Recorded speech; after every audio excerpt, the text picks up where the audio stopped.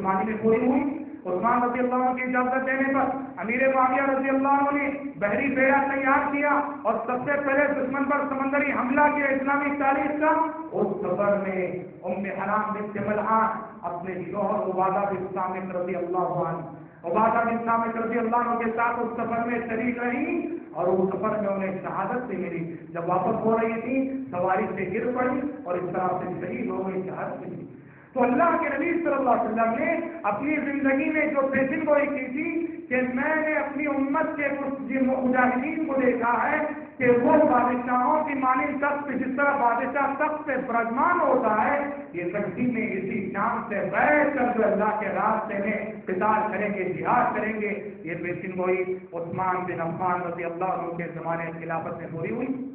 اور عثمان بن عفان رضی اللہ عنہ کی ایک منقبت یہ بھی کہ عثمان بن عفان رضی اللہ عنہ نے مسلمانوں کو ایک سراج پہ جمع کیا. ابو بکر صدیق رضی اللہ عنہ نے قرآن مجید اکٹھا کیا. جو قرآن الگ الگ صحیفوں میں الگ الگ اوراق میں لکھا ہوا تھا، چمڑوں میں لکھا ہوا تھا، ہڈیوں پہ لکھا ہوا تھا، پتوں پہ لکھا ہوا تھا، کھجور کی چھالوں پہ لکھا ہوا تھا، ابو بکر صدیق رضی اللہ عنہ نے اس قرآن کو کیا کیا، ایک جیسے ایک مصحف کی شکل دی. اور عثمان بن عفان رضی اللہ عنہ نے یہ کیا کہ امت کو ایک قرآن پر جمع کیا. امت کو ایک قرآن پر عثمان بن عفان رضی اللہ عنہ نے جمع کیا. عثمان بن عفان رضی اللہ عنہ کا مصحف ہے جسے الامام کہا جاتا ہے. حذیفہ بن الامام رضی اللہ عنہ ارمینیا، اذربائیجان وغیرہ میں جہاد میں مصروف تھے.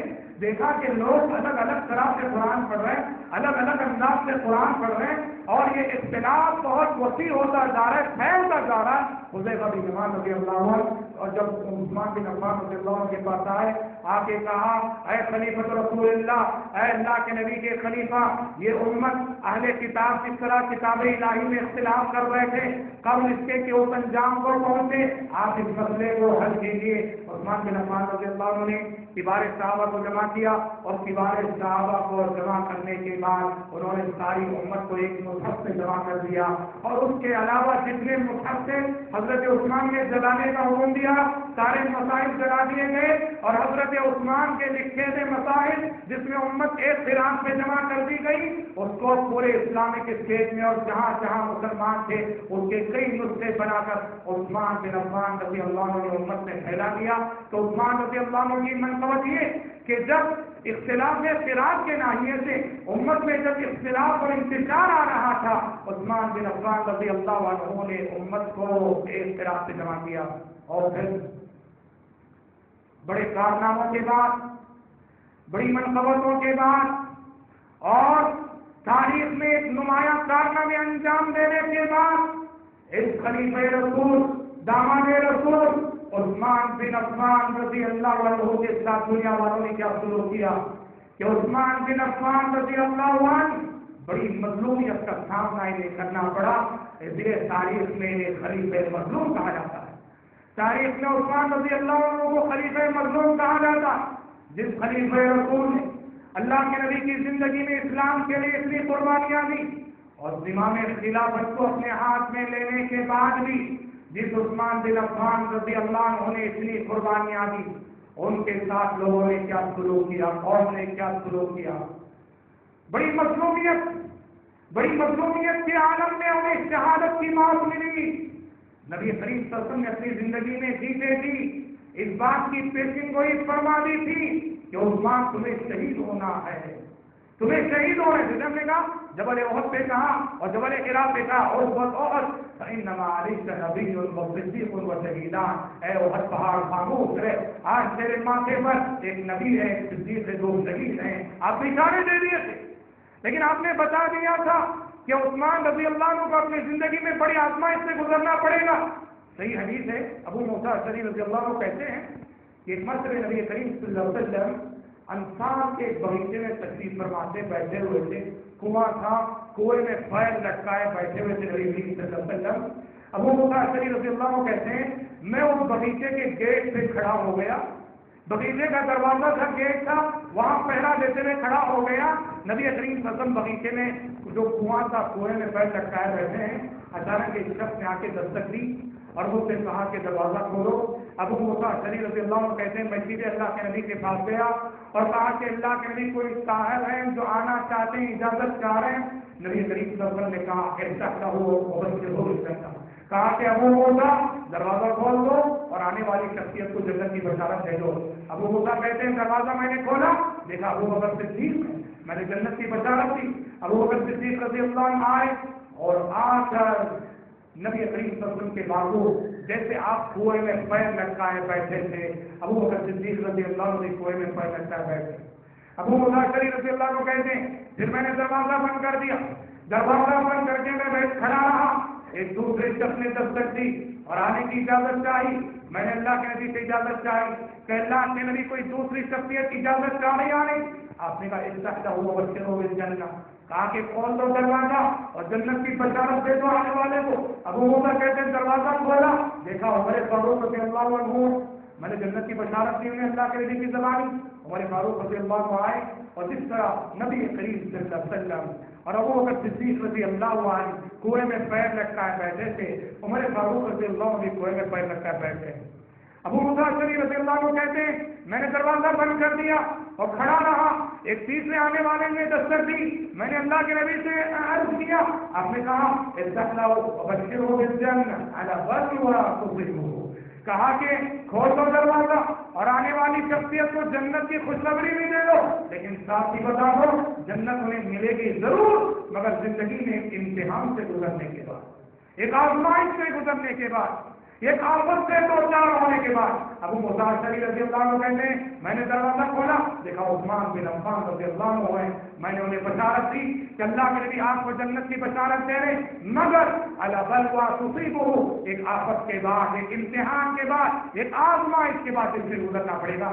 فرماتے ابو موسیٰ رضی اللہ عنہ، ابو عثمان رضی اللہ عنہ آئے تو جہاں اللہ کے نبی کے بازو ابو بکر صدیق رضی اللہ عنہ، عمر فاروق رضی اللہ عنہ پیر لٹکائے بیٹھے تھے کنویں میں، تو عمر فاروق رضی اللہ عنہ کے بازو جگہ نہ تھی بیٹھنے کے لیے، تو حضرت عثمان دور ہٹ کر بیٹھ گئے۔ سعید بن مسیب رحمہ اللہ اس حدیث کو روایت کرنے کے بعد کہا کرتے تھے کہ یہ جو نبی کے بازو دو صحابہ کو جگہ مل گئی اور عثمان رضی اللہ عنہ دور جا بیٹھے، یہ دراصل اللہ کی جانب سے زندگی ہی میں اشارہ تھا کہ ابو بکر اور عمر فاروق رضی اللہ عنہ کو نبی کے بازو دفن ہونے کا شرف ملے گا اور حضرت عثمان بن عفان رضی اللہ عنہ کو ذرا دور سے جگہ ملے گی، وہ بقیع میں دفن ہوئے۔ سعید بن مسیب جو سید التابعین کہلاتے ہیں، تو کہنا یہ ہے کہ نبی کریم صلی اللہ علیہ وسلم نے اپنی زندگی میں بتا دیا تھا کہ عثمان تمہیں ایک مصیبت سے گزرنا ہے اور ایک آفت سے گزرنا ہے، ایک امتحان سے گزرنا ہے۔ یہ امتحان کیسے آتا، کیسے؟ ایک شخص عبداللہ بن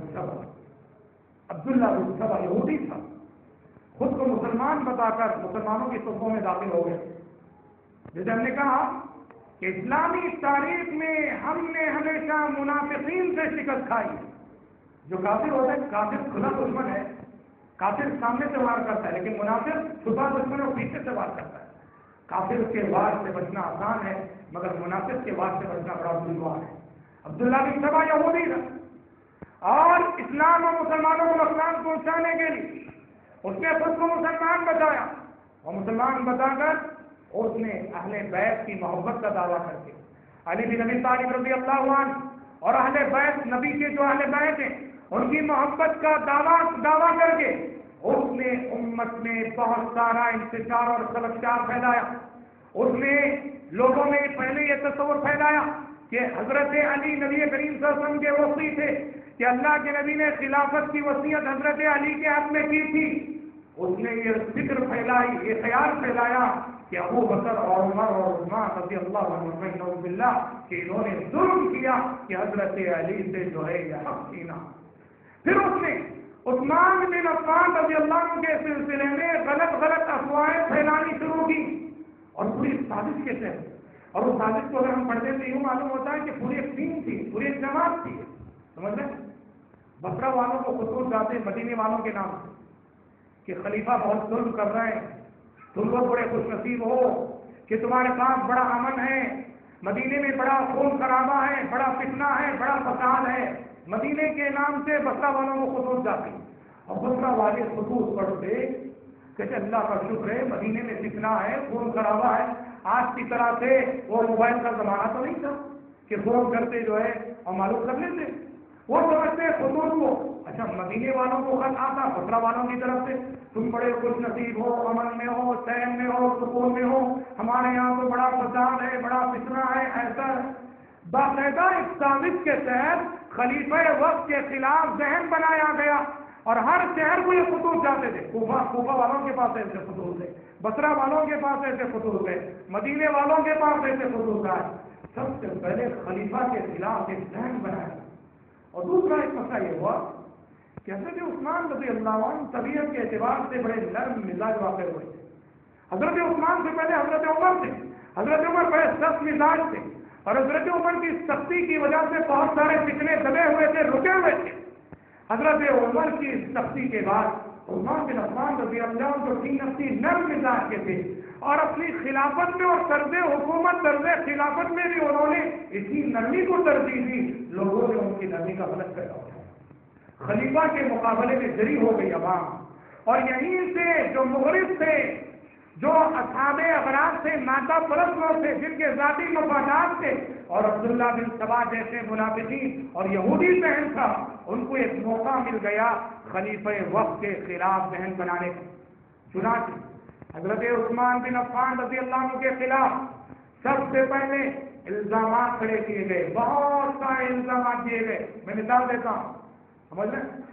لوگ خلیفہ کے خلاف ذہن بنا کر خوارج جو کہ ایک باغی طبقہ ہے، ایک جماعت کی شکل میں، ایک گروہ کی شکل میں، جن کا ذہن بھی خلیفہ کے خلاف بنا ہوا تھا، وہ سب مدینہ آ گئے.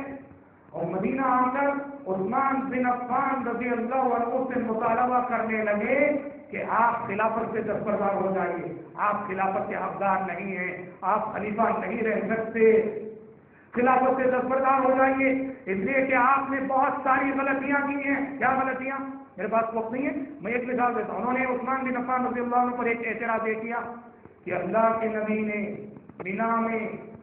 مینا کے میدان میں حج کے دنوں میں ظہر، عصر اور عشاء کی نماز 2 رکعت پڑھی، اور اے عثمان بن عفان آپ 4 رکعت پڑھتے ہیں، آپ نبی کی سنت کی خلاف ورزی کر رہے ہیں. بات تو صحیح تھی، ٹھیک ہے، لیکن کہنے والے سنت کے احتجاجی نہ تھے، وہ تو ایک ہیلا تھا، وہ تو ایک بہانہ تھا. اور عثمان بن عفان رضی اللہ عنہ نے اس کا جواب بھی دیا. ان سے خطاب کر کے کہا لوگوں یہ سچ ہے کہ نبی کریم صلی اللہ علیہ وسلم نے مینا میں 2 ہی رکعت پڑھی تھی، ظہر بھی، عصر بھی، عشاء بھی، پر میں نے 4 رکعت پڑھائی. کیوں جانتے ہو؟ دیکھو حضرت عثمان کا حکم سنو. کیا ہوا تھا؟ حضرت عثمان رضی اللہ عنہ کے زمانے خلافت میں ایک سال ایسا ہوا کہ حضرت عثمان 2 رکعت ہی پڑھاتے تھے. شروع میں ظہر، عصر، عشاء مینا میں 2 رکعت ہی پڑھاتے تھے. ایک سال ایسا ہوا کہ عرب سے کچھ بدو حج کرنے کے لیے آئے تھے، اور آپ جانتے ہیں بدو جو دیہاتی ہوتے ہیں، عجیب مزاج کے ہوتے ہیں، علم نہیں ہوتا ان کے پاس، سمجھ نہیں ہوتی، بڑے کج فہم ہوتے ہیں، کم فہم ہوتے ہیں. ان بدوؤں نے حج میں حضرت عثمان کو ظہر، عصر، عشاء 2 رکعت نماز پڑھتے جب دیکھا، وہ انہوں نے کہا کہ عثمان خلیفہ ہیں اور ظہر 2 رکعت پڑھ رہے ہیں، عصر 2 رکعت پڑھ رہے ہیں، عشاء 2 رکعت پڑھ رہے ہیں. حج ختم کر کے جب یہ اپنی بستی لوٹے تو بقیہ پورا شام 2 رکعت ہی پڑھتے رہے. بقیہ پورا شام 2 رکعت، ظہر 2 رکعت، عصر 2 رکعت، عشاء 2 رکعت. دلیل کیا؟ دلیل یہ ہے کہ ہم نے مینا کے میدان میں خلیفہ رسول عثمان بن عفان کو 2 رکعت پڑھتے دیکھا ہے. جب یہ بات، یہ اطلاع عثمان بن عفان رضی اللہ عنہ کو پہنچی تو انہوں نے اسی دن طے کیا کہ جب حج میں ایسے بدو جو اتنے کم فہم ہیں، ایسے لوگ آ رہے اور میرے 2 رکعت پڑھنے سے اتنا غلط نتیجہ اور مفہوم لے کے جا رہے ہیں، تو کہا کہ میں آئندہ سے 4 رکعت مکمل کروں. بات سمجھ، یہ عذر تھا عثمان بن عفان رضی اللہ عنہ. اور آپ نے جب اعتراض کرنے والوں نے اعتراض کیا تو اس کا جواب بھی دیا عثمان بن عفان رضی اللہ عنہ نے کہ لوگوں یہ سبب تھا جس کی بنا میں نے 4 رکعت مکمل پڑھی ہے، ورنہ سنت رسول کی مخالفت میں بھی نہیں کرنا چاہتا. اللہ اکبر. اور کسی بڑی بات سارے جوابات دے دیے. عثمان بن عفان رضی اللہ عنہ نے جتنے اعتراضات جتنے الزامات انہوں نے لگائے سب کے جوابات دیے، لیکن آنے والے آئے تھے بری نیت سے، انہیں اعتراضات کے جوابات نہیں سننا تھا، انہیں تو پہل صورت عثمان رضی اللہ عنہ کو خلافت سے ہٹانا تھا.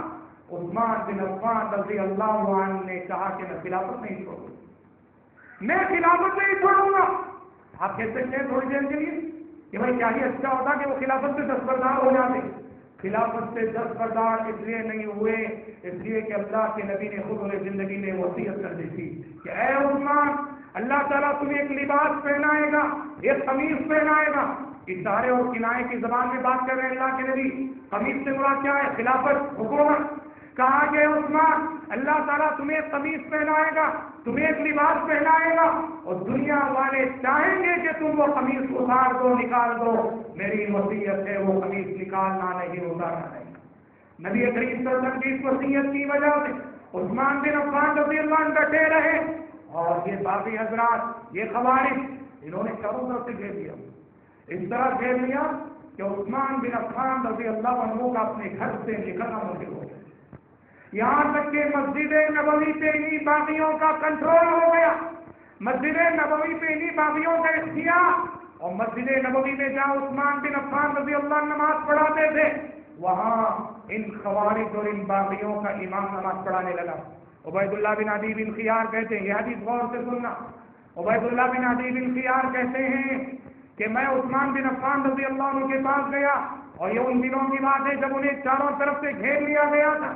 اور عثمان بن عفان رضی اللہ عنہ کے پاس جا کے میں نے عثمان بن عفان سے پوچھا، بخاری میں یہ حدیث ہے، باب الصلاۃ خلف المقتدی کے تحت امام بخاری نے یہ حدیث ذکر کی ہے کہ میں عثمان بن عفان رضی اللہ عنہ کے پاس گیا اور جا کے کہا، اے خلیفہ رسول، آپ پر کتنی بڑی آزمائش ہے، کتنے بڑے امتحان سے آپ گزر رہے ہیں، کتنی بڑی مصیبت سے آپ گزر رہے ہیں، ہمیں معلوم ہے. اے خلیفہ رسول، اے خلیفہ رسول، مسجد نبوی سے انہی باغیوں کا کنٹرول ہو گیا ہے، اور ان کا جو رہنما ہے وہ امام بن کے مسجد نبوی میں نماز پڑھا رہا ہے. میں لوگوں کی جانب سے نیابت کر کے آپ سے یہ سوال کرنے کے لیے آیا ہوں، کیا ہم ان باغیوں کے امام کے پیچھے وہاں نماز پڑھیں مسجد نبوی میں؟ قربان جائیے. اور یہ بات حضرت عثمان رضی اللہ عنہ کا یہ جواب آگے زر سے لکھا جائے. حضرت عثمان بن عفان رضی اللہ عنہ نے کہا، الصلاۃ احسن ما یعمل الناس. اور ذرا اس سے پہلے، ان کا جواب سننے سے پہلے ذرا سوچو کیا جواب دیے ہوں گے جو لوگ حضرت عثمان کو قتل کرنے کے لیے آئے، انہیں معزول کرنے کے لیے آئے، انہیں ہٹانے کے لیے آئے، ان پر جھوٹے جھوٹے الزامات لگا رہے، اور ان لوگوں کے پیچھے نماز پڑھنے کے سلسلے میں پوچھا جا رہا ہے میرا اور آپ کا کیا معاملہ ہے؟ میرا اور آپ کا معاملہ یہ ہے، صدر اور سیکریٹری سے ذرا اختلاف ہو گیا تو ہمیں مسجد سے اپنی چھوڑنا ہو جاتی ہے. ذاتی اختلافات کو صدر سے اختلاف ہو گیا، سیکریٹری سے اختلاف ہو گیا، امام سے اختلاف ہو گیا، ہم اپنی ڈیڑھ کی مسجد الگ بن لیتے ہیں. عثمان رضی اللہ عنہ نے کہا جب پوچھا گیا، الصلاۃ احسن ما يعمل الناس فاذا احسن الناس فاحسن معهم واذا اساءوا فاجتنب اساءتهم. عثمان بن عفان رضی اللہ عنہ نے کہا، اے عبید اللہ بن عدی، تم بھی سن لو اور لوگوں کو بھی بتا دو کہ نماز لوگوں کا سب سے اچھا اور بہترین عمل ہے. لوگ جب اچھائی کرتے ہیں اچھائی میں لوگوں کا ساتھ دو، اور لوگ جب برائی کرتے ہیں تو برائی میں لوگوں کا ساتھ کرتے ہیں. اور بلاخر حضرت عثمان بن عفان رضی اللہ عنہ کو گھیرے رہے. اور سبحان اللہ میرے محترم بھائیوں، ایسا نہیں کہ حضرت عثمان بن عفان رضی اللہ عنہ بے یار و مددگار تھے، ان کا کوئی مدد کرنے والا نہ تھا. نہیں، اللہ کی قسم ہزاروں تلواریں منتظر تھیں، ہزاروں تلواریں منتظر تھیں، بہت سارے صحابہ کی، بہت سارے تابعین کی تلواریں منتظر تھیں.